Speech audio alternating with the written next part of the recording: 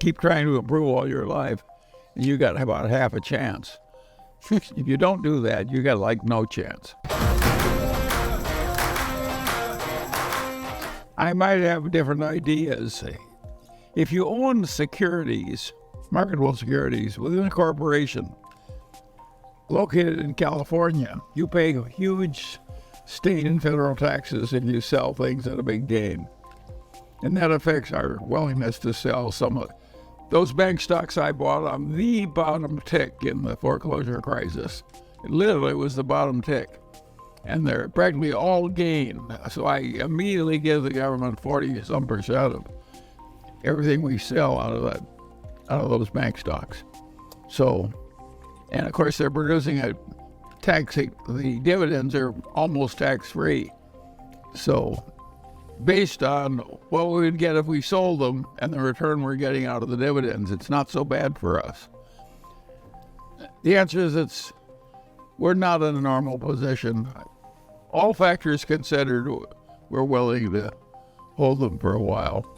And there is a big disadvantage in having this huge layer of federal corporate taxes and state taxes between us and any money we make in a state like California, which is a very business-unfriendly state. It isn't like people are rushing to come out and incorporate in California. And there are all kinds of states that have no income taxes and deliberately use that lure to bring in corporations. California is trying to force its wealthy people and its wealthy corporations out of the state.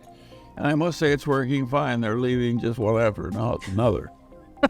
And that's just the way it is. But, if we succeed in the software business, it will all come good in the end. And if we fail, we have a crutch under us in our real estate and our securities, which means we won't lose so much from the present market price. So it's not a crazy thing to own now at the market valuation, but it's not cheap either. BYD's selling about 50 times earnings. That is a very high price. On the other hand, they're likely to increase their auto sales by another 50% this year. So we sold part of ours, by the way, years ago. Not years, but about a year ago at a much higher price than it's selling for now. We're not a mini Berkshire. We're not going to have a big correlation between us and what Berkshire does. You could understand why some people would sell Berkshire's BYD stock at 50 times earnings. At the current price of BYD stock, little BYD is worth more than the entire Mercedes Corporation. The semiconductor industry is a very peculiar industry. In the semiconductor industry, you have to take all the money you've made, and with each new generation of chips, you throw in all the money you previously made. So it's compulsory reinvestment of everything if you want to stay in the game. Naturally, I hate a business like that. At Berkshire, we like a whole lot of surplus money to come in that we can do something else with. And of course, now, if you're enough ahead of it, like Taiwan Semiconductor is, that may be a good buy at these prices. It's not at all clear to me that they're not going to succeed mightily. But it's a difficult. It's a business with enormous promise for the big winner, but it's a difficult business in requiring everybody to keep increasing the bets on and on with all the money. And so it's not perfect, that semiconductor business. But remember when Intel owned the world? Intel was once the Taiwan semiconductor business of the world. Yeah. They invented the damn business, and they dominated it for decades.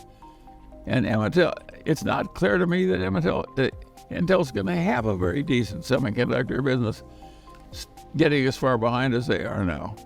No, I don't short.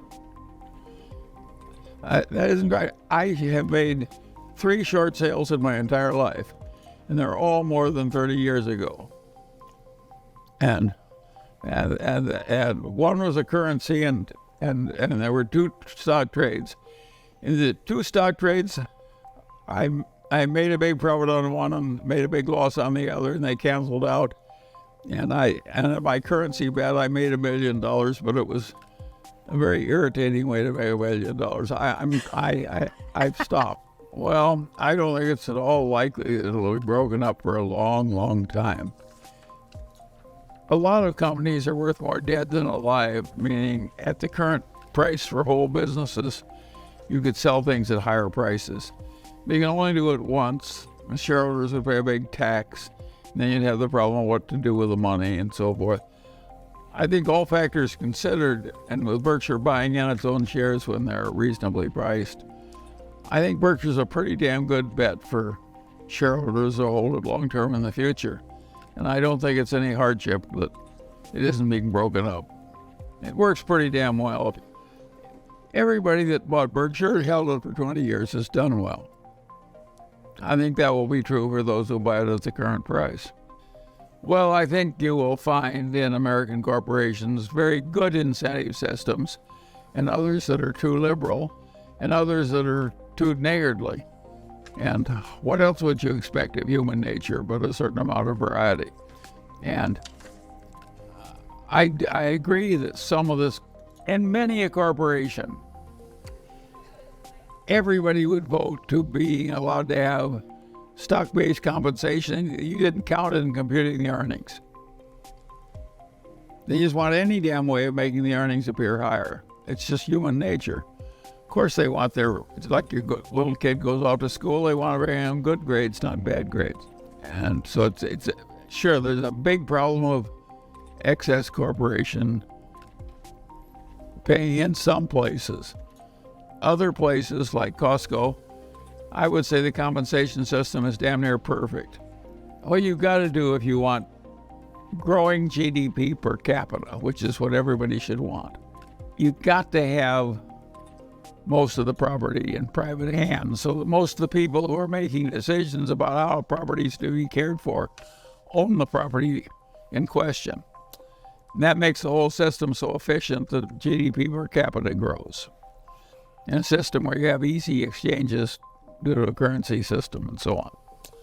That's the main way of civilization getting rich, is having all these exchanges and having all the property in private hands. If you like violin lessons and I need your money, when we make a transaction, we're gaining on both sides. So of course GDP goes like crazy when you got a bunch of people who are spending their own money and owning their own businesses and so on. And nobody in the history of the world that I'm aware of has ever gotten from hunter-gathering to modern civilization except through a system where most of the property was privately owned. A lot of freedom of exchange.